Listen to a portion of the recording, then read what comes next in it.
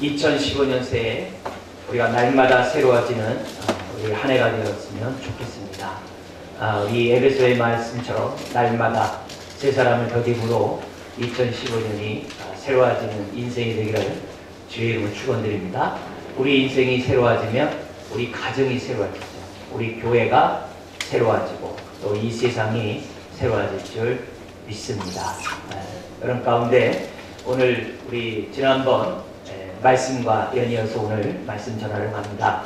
지난번에는 5장 1절부터 7절 말씀을 가지고 우리가 왜 옛사람을 벗어버려야 하는지 그 이유를 우리가 하나님의 말씀을 통해 우리가 배웠습니다. 다른 게 아니죠. 우리가 하나님을 본받는 자 되기 위해서, 주님처럼 살기 위해서, 5장 1, 2절에 그렇게 얘기했죠.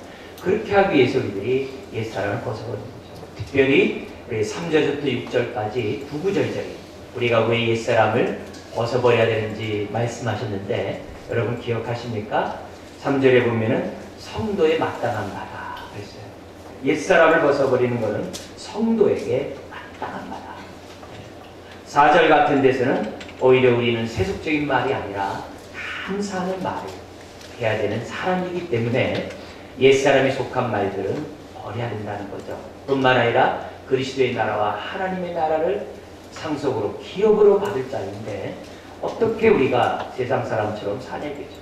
네 번째 이유가 뭐였었습니까? 6절에 있는 것처럼 우리는 불순종하는 아들이 아니라 순종하는 자녀들인데 어떻게 우리가 계속 옛사람의 우리의 모습을 가지고 살아갈 수 있느냐 우리들에게 말씀하셨습니다. 오늘 우리가 이 8절부터 21절까지는 왜 우리가 옛사람을 벗어버리는 게 아니라 새 사람을 덧입어야 하는지, 새 사람을 덧입어야 되는 그 이유를 또 그리고 어떻게 새 사람을 입어야 하는지 8절부터 21절에 우리들에게 설명하고 있습니다. 그래서 우리가 먼저 첫 번째로는 8절부터 14절 우리가 새 사람을 입어야 될 첫 번째 이유가 있는데 우리가 빛의 자녀이기 때문이라는 거죠. 우리가 빛이기 때문에 빛은 빛의 자녀처럼 행해야 됩니다.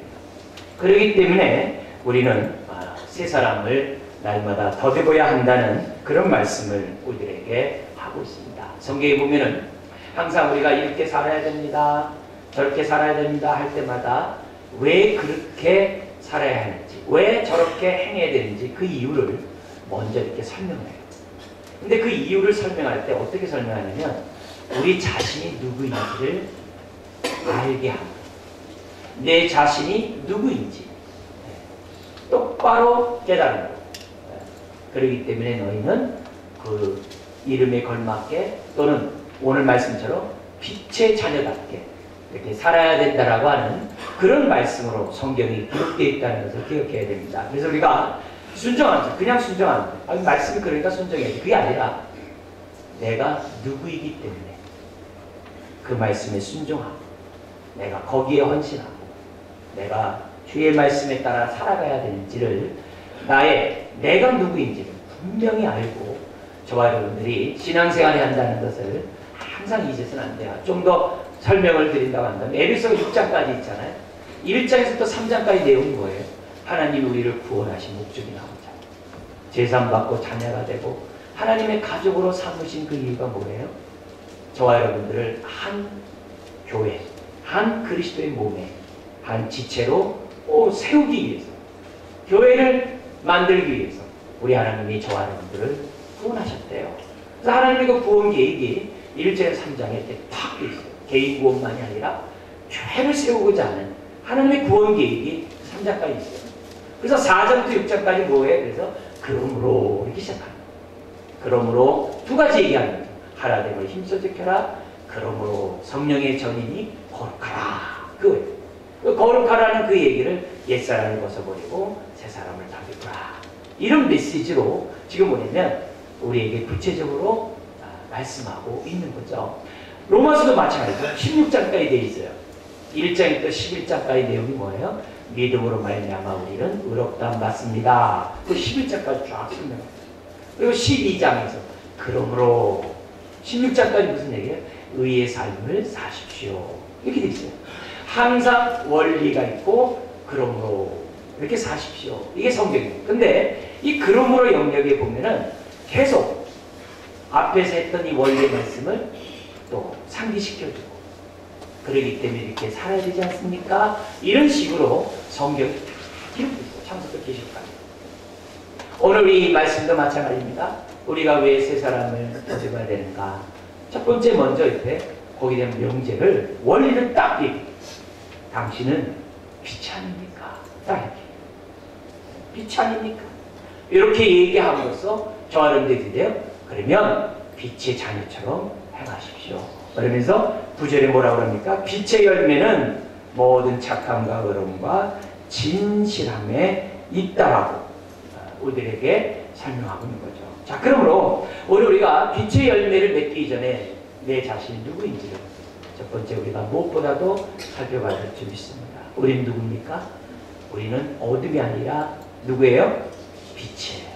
다시 한번 반복해 볼게요. 우리는 어둠이 아니라 뭐라고요? 빛이라. 빛이라. 산상수훈에서도 예수님이 너희는 소금과 빛이니라.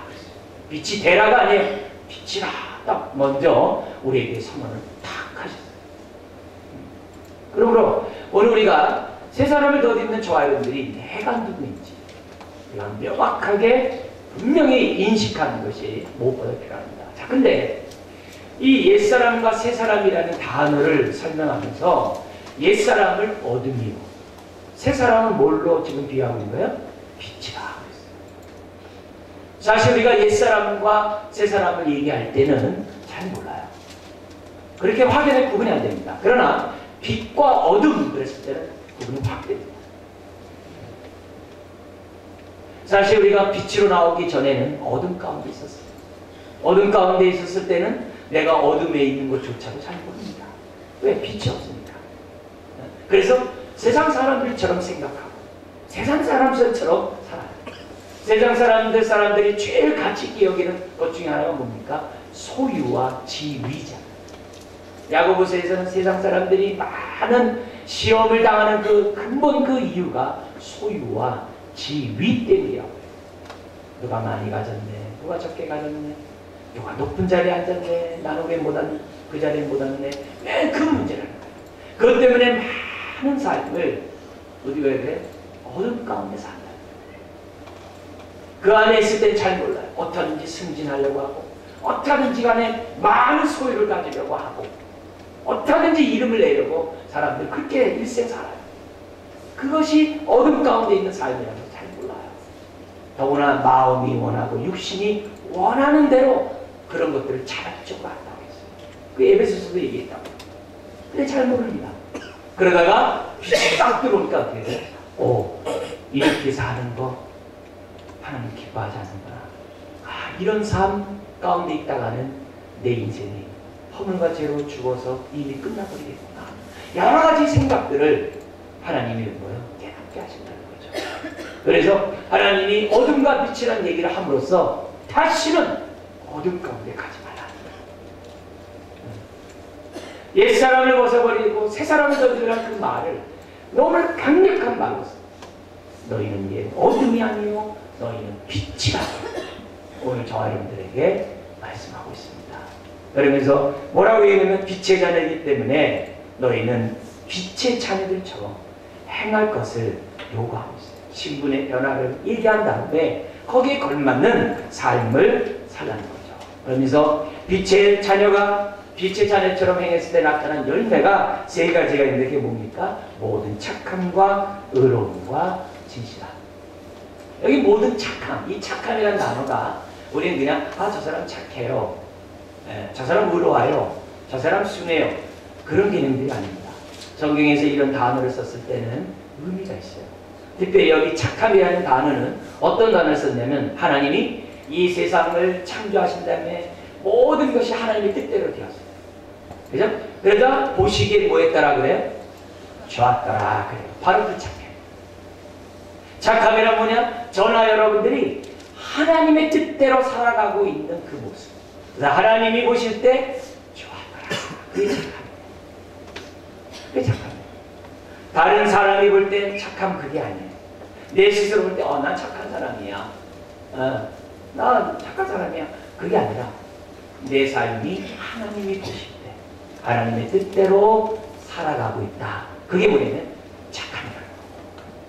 그리고 이 단어를 성령의 9가지 열매에서는 양선이라는 단어가 있어요. 전 듣기 저렇게 낯선 단어입니다만 대인과의 관계에서 성령의 인도를 받는 사람이 3가지 열매를 맺는데요. 첫째는 나에게 아픔을 주고 고통을 주고 정말 상처를 주는 사람에게 대하여 오래 참는 자예요. 오늘날은 참지 말라고 그러죠.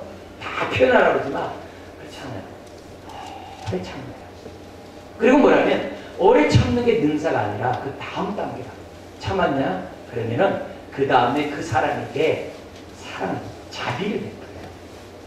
좋은 말 해주고 그 사람에게 선한 말을 해주고 그 사람에게 뭔가 덕이 되는 그런 자비를 베풀어요.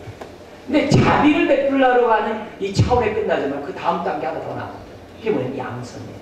이 양선이 뭐냐면 착한 행동. 상대방이 무엇인가 유익을 얻고 기쁨을 얻을 수 있는 행동을 해주라는 게 양선이에요. 그 양선이라는 단어와 여기 나와 있는 이 착함이라는 단어가 같은 단어예요. 그러니까 빛의 자녀의 삶은 다른 게 아니에요. 다른 사람이 볼 때 착해야 돼요. 다른 사람이 볼 때 어디에 돼요? 의로워야 돼요.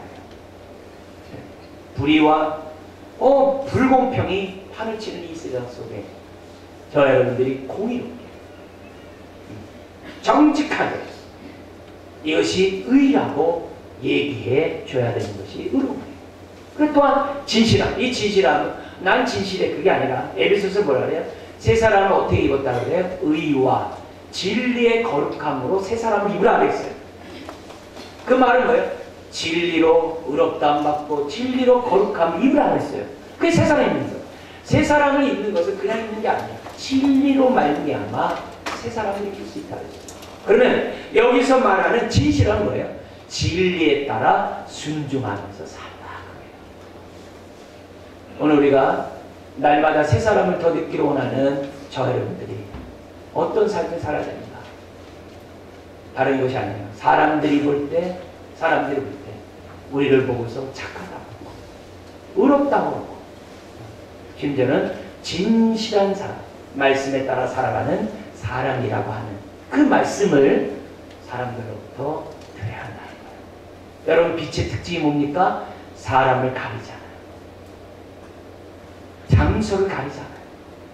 때를 가리지 않아요. 빛은 계속 빛입니다. 빛은 악인과 선인을 가리지 않아요. 좋은 사람과 나쁜 사람 가리지 않아요.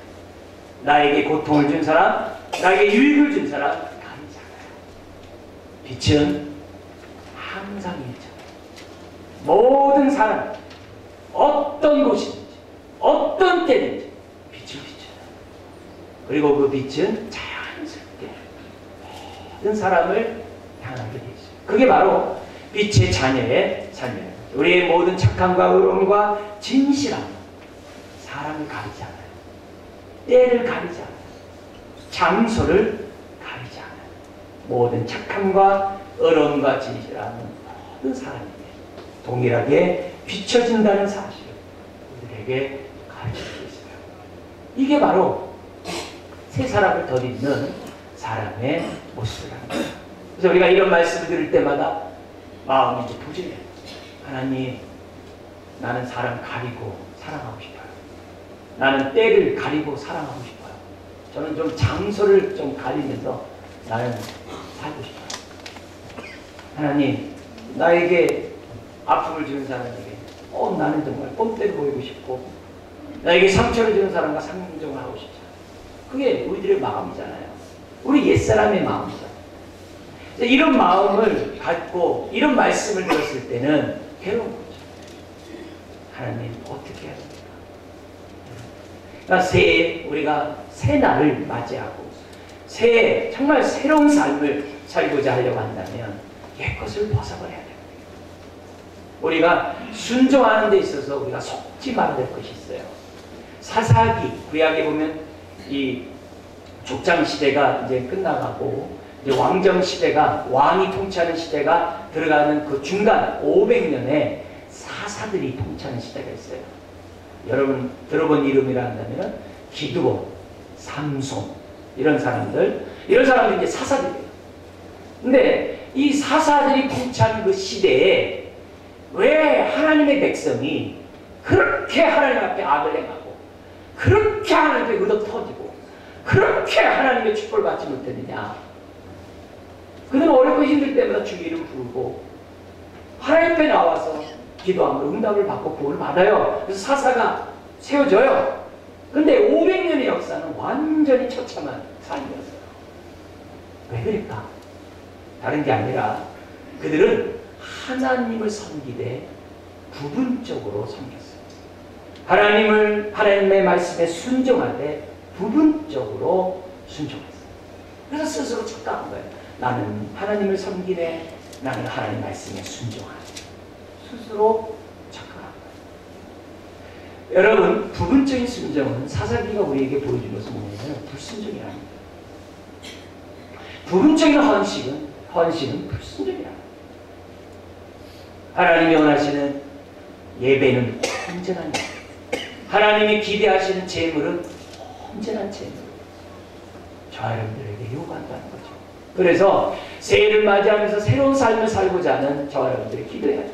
하나님, 나의 옛사람을 벗어버리고 주님, 내가 빛된 삶을 하나님 살기를 원합니다.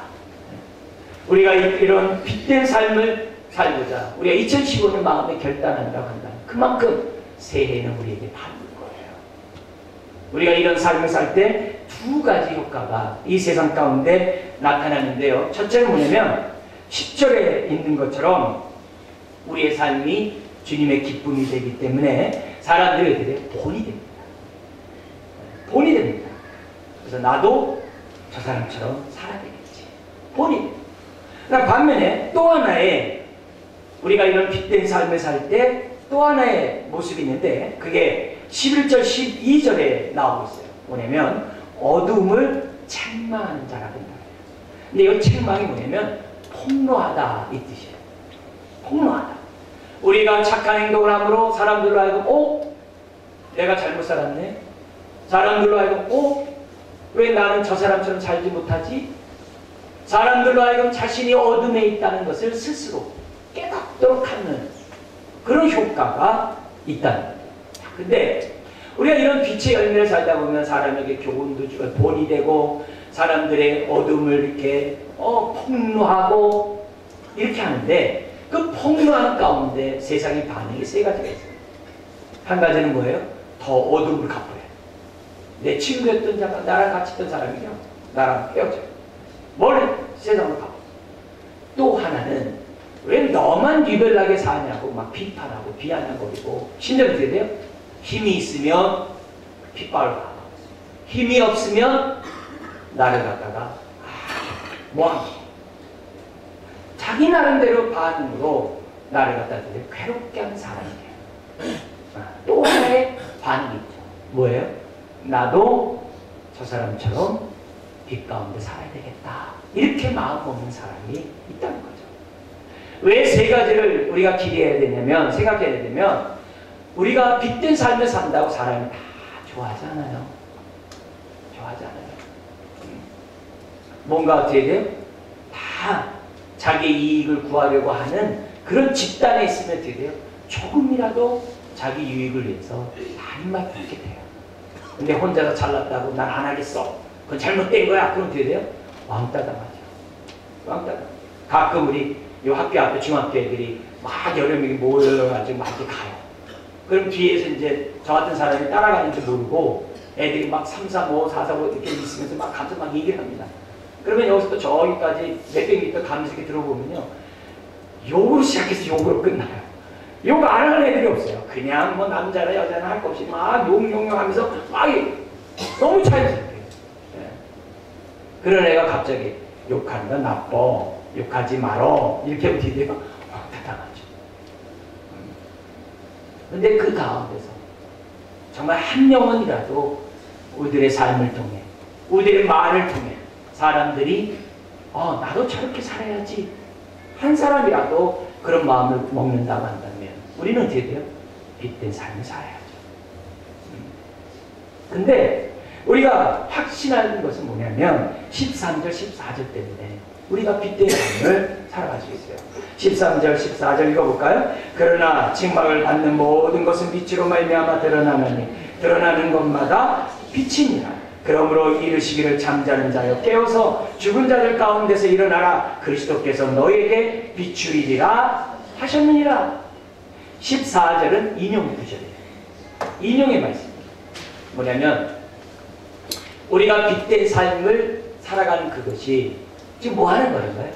어둠 가운데 있는 자들을 빛으로 나오게 하고 죽은 자들 살리고 잠자는 자들을 깨어나게 하는 행동이라는 거예요. 그래서 13절에 그래서 드러나는 것마다 빛이니라. 누군가의 빛 때문에 우리가 어떻게 돼요? 깨어났어요. 할렐루야. 누군가의 빛된 행동 때문에 우리가 살아났어요. 그리고 우리가 이 자리에 오게 됐어요. 근데 이런 일을 할 수 있도록 14절에 우리 주님 뭐 했다고요? 그리스도께서 너에게 비추시니라. 주님의 빛은 지금도 계속 비추고 있어요. 비추고 있어요. 누군가를 통해 비추고 있어요. 그래서 우리는 그 빛을 통해서 구원을 받았어요. 이제는 우리 주님의 그 빛이 우리를 통해서 드러나 나를 통해서 나랑 가까운 사람들이 구원을 받아야 되지 않겠습니까? 바로 그 얘기를 하는 거예요. 그러니까 오늘 우리들이 빛된 삶을 살 때마다 외로운 게 아니에요. 주님이 지금 함께하고 계세요. 비추고 계세요. 네? 그리고 어둠도 빛이 비치면 빛으로 드러나는 것마다 다 빛이 된다고 했어요. 오늘 우리가 빛이 된 것처럼 사람들이 다 뭐예요? 다 빛의 자녀가 될 수 있다는 겁니다. 오늘 우리가 세 사람을 입는 또 하나의 모습, 우리는 빛입니다. 자, 그러면서 두 번째 나와 있는 내용이 15절부터 21절인데요. 이거는 그동안에 얘기했던 내용의 결론 부분입니다. 우리가 왜 날마다 우리가 새 사람을 덧입어야 합니까? 다른 게 아니라 우리가 15절 때문에 그래요. 15절 한번 읽겠습니다. 그런즉 너희가 어떻게 행할지 자세히 주의하여 지혜 없는 자같이 하지 말고 오직 지혜 있는 자같이 하여. 원래 이 문장은 두 문장으로 이렇게 나눠져 있어요. 첫째 문장은 뭐냐면 이거예요. 너희가 어떻게 행할지를 자세히 주의하여 보라.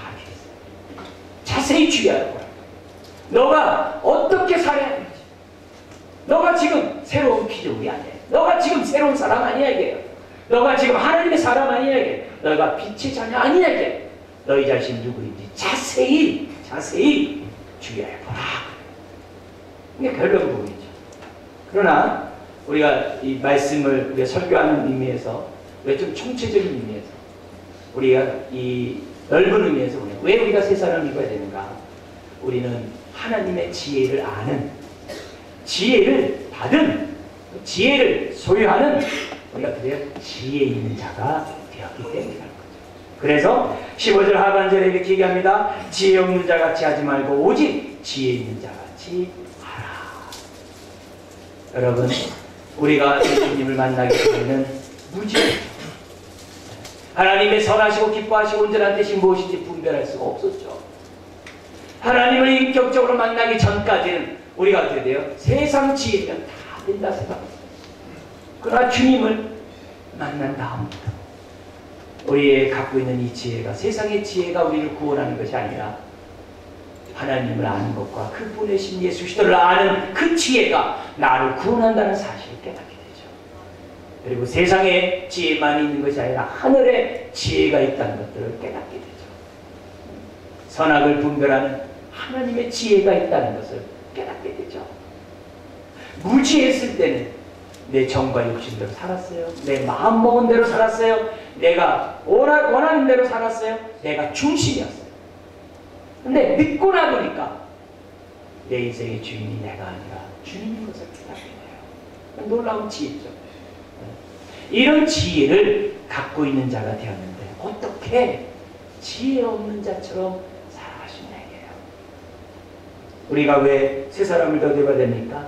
지혜 있는 자이기 때문에. 근데 이 지혜 있는 자라는 이 표현을 오직 지혜 있는 자 같이라는 단어를 2번씩이나 다른 각도에서 반복하면서 우리에게 재차 확인하고 있습니다.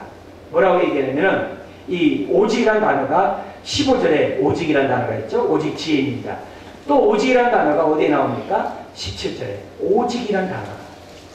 또 어디 나옵니까? 18절에도 오직이라는 단어가. 자, 이런 가운데 우리 좀 더 우리 지혜 있는 모습을 좀 살펴보기 원합니다. 오직 지혜 있는 자 같이 되라. 네. 여러분, 왜 우리가 지혜 있는 자가 되어야 됩니까? 거기 보면은 16절에 설명을 합니다. 세월을 아끼라, 때가 악하니라. 여러분, 이 악한 이 세대에서 세월을 아끼는 길은 지혜 가운데 사는 것밖에 없어요. 그러면 이 말을 반대로 얘기하면 어떻게 돼요? 이 악한 이 세대는 세상의 지혜로 살다가는 세월을 아낄 수가 없다는 거죠. 자, 근데 우리 성경이 세월을 아끼다 그러면 우리가 어떻게 돼요? 뭐 저축하다 이런 개념으로 우리는 이 아끼다라는 표현으로 씁니다. 아니면 계획을 잘 세워가지고 1년 계획 잘 세워서 내가 1년 동안 이렇게 살리라 하면서 계획을 잘 세워서 시간 낭비 없이 사는 걸 아낀다 이렇게 생각할 수 있어요. 근데 이 아끼다라는 단어가 에베소 1장에서는 어떤 단어를 쓰여졌냐면 똑같은 단어예요. 속량이라는 단어. 우리가 우리의 죄를 속량하시기 위하여 예수님이 십자가에 죽으셨다 했어요. 그 속량. 그 속량이 뭡니까? 예수님의 핏값을 주고 사다. 그래서 저와 여러분들을 죄 중이었던 저와 여러분들을 자유인이 되게 하다. 그게 속량이에요. 근데 그 속량이라는 단어를 여기다 썼어요. 세월을 속량하라. 사실 번역을 그렇게 해놓으면 도대체 세월을 속량하는 게 뭐야? 이렇게 생각하면서 연구를 한다면은 이 말의 의미가 더 우리에 와닿을 수 있죠. 근데 중간을 생략하고 세월을 아끼라. 그러니까 단지 우리가 어떻게 돼요? 계획 잘 세우고 2015년 우리가 정말 딱 그 시간 잘 우리가 허비하지 않고 잘 쓰고 뭐 이러면 되는가 보다 이렇게 생각할 수 있어요. 그거 아니에요.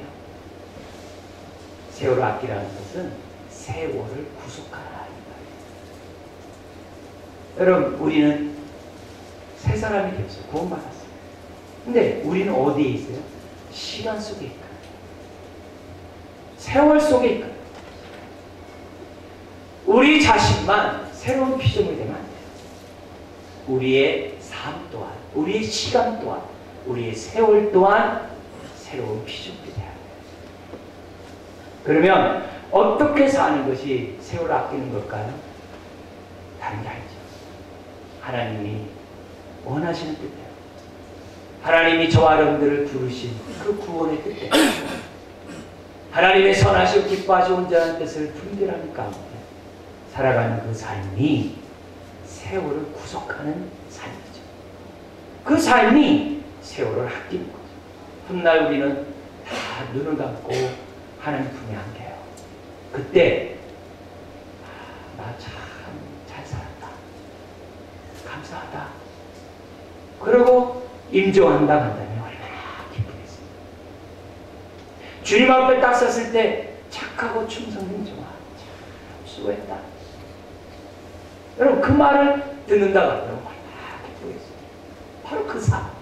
그게 바로 세월 아끼는 거예요. 하나님이 기억하지 않는 시간은 내 시간이 아니에요. 그건 허비한 거예요. 하나님이 기억하지 않는 삶은 하나님이 그 인생은 정말 이익되는 인생이야. 손해보는 인생. 세월을 아끼라는 것은 하는 것이 아니에요. 하나님이 기억하는 시간. 하나님이 원하시는 그 뜻대로 사는 그 삶. 하나님의 여기 10절에 있는 것처럼 기쁨이 되는 삶. 그 삶이 세월을 아끼는 것이라고 얘기해요. 그리고 시간이라는 단어도 다른 단어 썼어요. 헬라어에는 시간이라는 단어가 두 가지를 써요. 우리 시간 읽겠습니다만 그 내용이 두 가지 있어요. 하나는 뭐냐면 째깍째깍 흘러가는 그냥 시간, 24시간 시간. 근데 여기에서는 어떤 시간을 썼냐면 그 시간을 안 썼어요. 무슨 시간을 썼냐면은 의미 있고 가치 있고 보람 있고 행복하고 뜻 있는 그 시간이라는 단어를 썼어요. 세월을 아끼라, 시간을 구속하라 하면서 그 시간을 썼어요.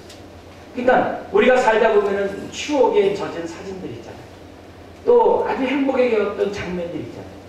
내 인생 24시간 흘러가면서 우리가 맞이했던 경험했던 기억이 남는 정말 행복했던 그 시간, 그 시간이 내 인생에서는 어떤 시간이에요? 의미 있는 시간이잖아요. 바로 그 시간을 여기 썼어요. 여러분, 우리 인생 지나오면서 내가 살면서 잘못 살았네, 헛살았네, 그게 아니라 맞아, 그때 하나님의 은혜였지. 맞아, 하나님의 축복이었지. 그래, 하나님이 도와주셨지. 그래, 하나님이 함께 하셨지. 그런 삶이 세월을 아끼라는 거죠. 새해를 맞이해서 2015년 우리는 어떻게 시간을 맞이할 것인가 하는 게 아니죠.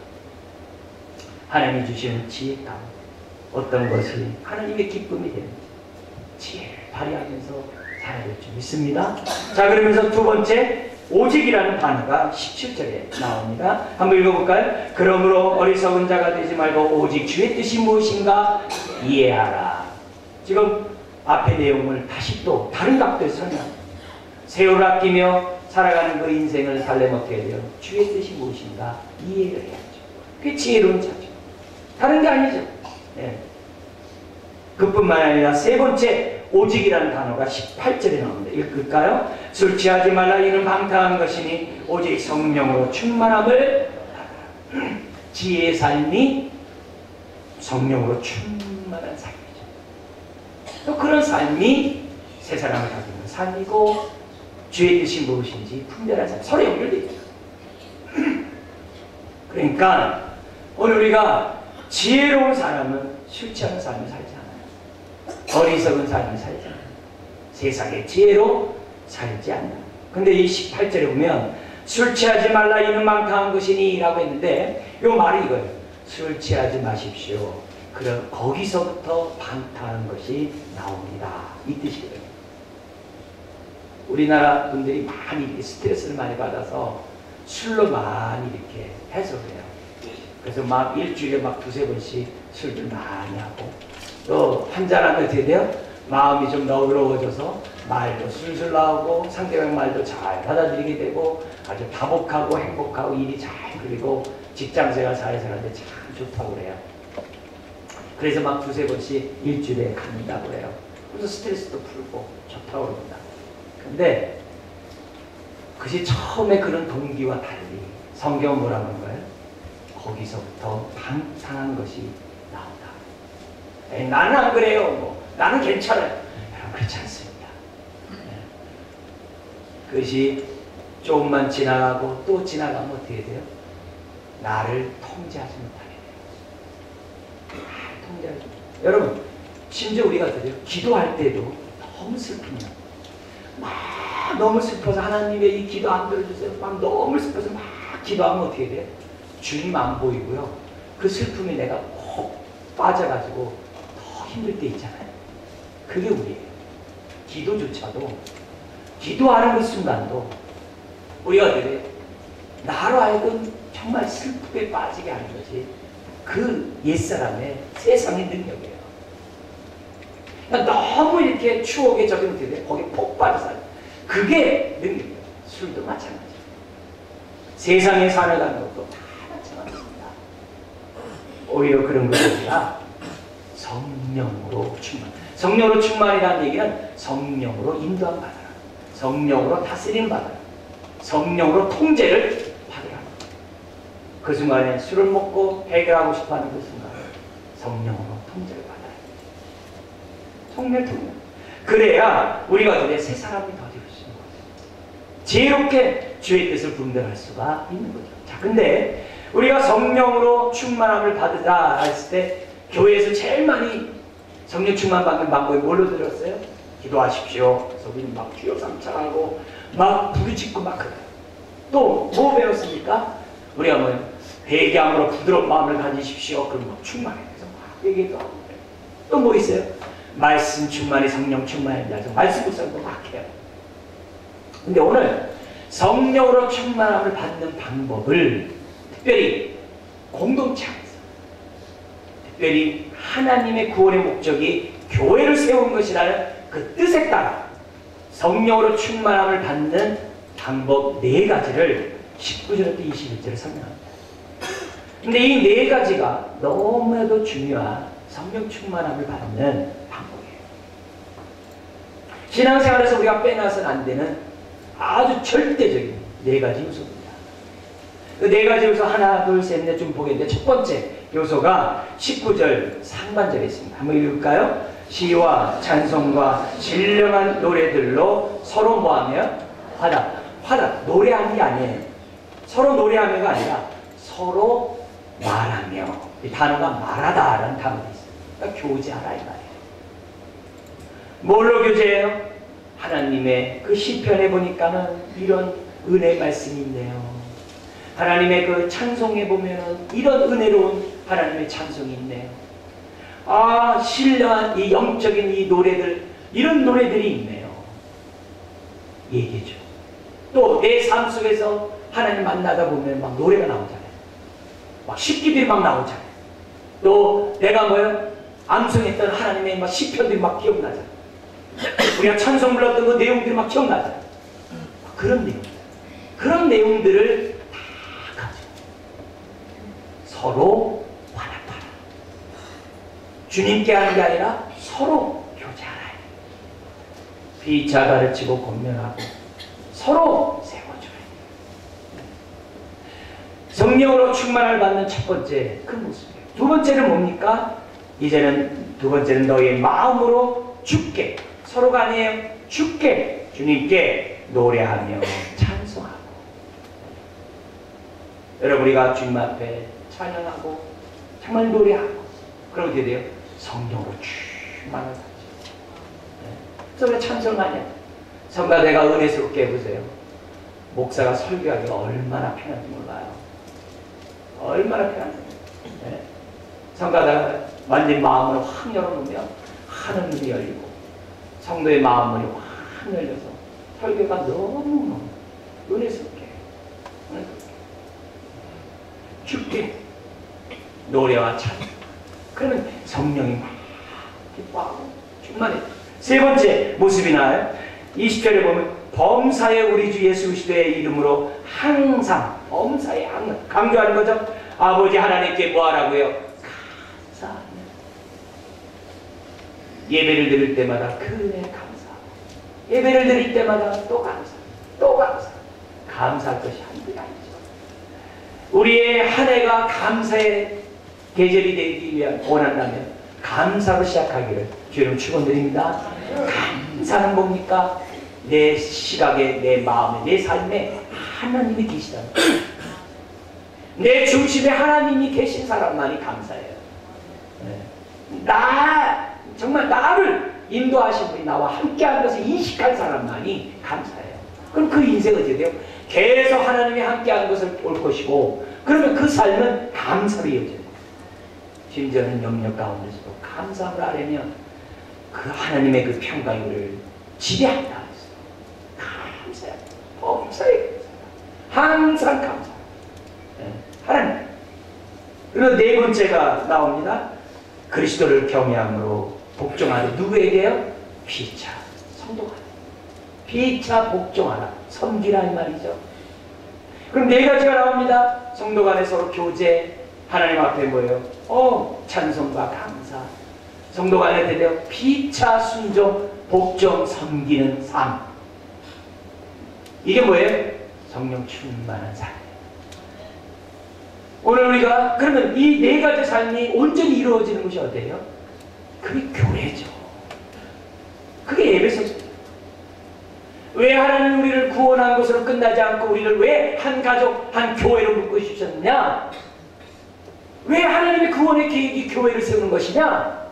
왜 구원의 꽃으로 교회를 세우셨느냐? 주님 왜 교회를 보고 십자가에 주셨냐? 여러분, 교회가 있어야 우리 개인적으로 우리가 살아요. 우리가 살아요.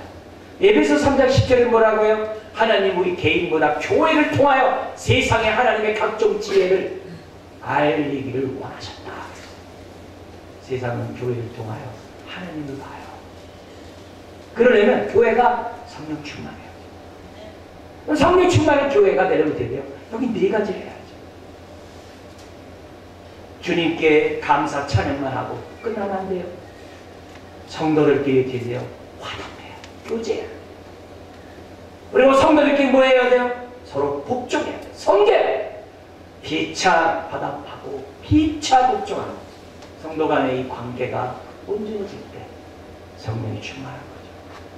그래서 우리가 교회 안에서 신앙생활하면 할수록 성령으로 충만하게 돼 있어요.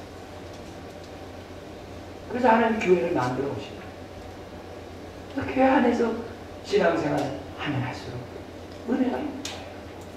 우리가 새 사람을 더듬는 하나님의 뜻대로 살아갈 수 있다는 거죠. 네. 여러분, 오늘 이 말씀을 통해서 다시 한번 하나님의 구원의 계획이 한 몸을 이루는 것이고 교회를 세우는 것이고 오늘 저와 여러분들을 하여금 옛사람을 벗어버리고 새 사람을 더디고란 그 이유가 다른 게 아닙니다.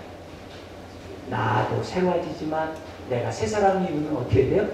우리 교회가 새로워진다는 하나님의 그 큰 뜻 때문에 오늘 저와 여러분들이 새 사람을 입어야 되는 그 이유가 있다는 겁니다. 여러분, 내가 새 사람을 입을 때 우리 교회는 새로워집니다. 내가 새 사람을 입은 만큼 교회는 새로워져요. 얼마나 놀라운 하나님의 계획이고 성령님이 우리 안에 오신 이유인지 모르겠습니다. 다시 한번 우리 2015년 새해를 맞이해서 정말 이 한 해가 새로워지기를 주의 이름으로 축원드립니다. 무엇보다도 감사와 찬양 그리고 성도 간의 교제와 서로 섬김 우리가 한 해 동안 충만한 교회를 통하여 하나님의 영광을 나타내고 하나님의 지혜를 드러나기를 다시 한번 주의 이름으로 축원드립니다. 기도하겠습니다. 하나님 아버지, 오늘 우리가 정말 빛이 되게 하시고 우리에게 지혜를 주므로 지각을 사용케 하시니 감사합니다. 머리 숙인 한 분 한 분들 내가 어떤 존재인지 새로운 피조물이 되었다는 이 신분의 변화를 기억하게 해주시고 신분에 따라 살아가는 하나님 자녀 되게 하여 주옵소서. 그래서 우리가 온전히 그리스도의 몸 한 몸을 이루게 해 주셔서 하나님께는 영광이요 이 세상에는 기쁨을 주는 우리 모두가 되게 하여 주옵소서. 이 싸움요 예수님의 이름으로 기도드리옵나이다.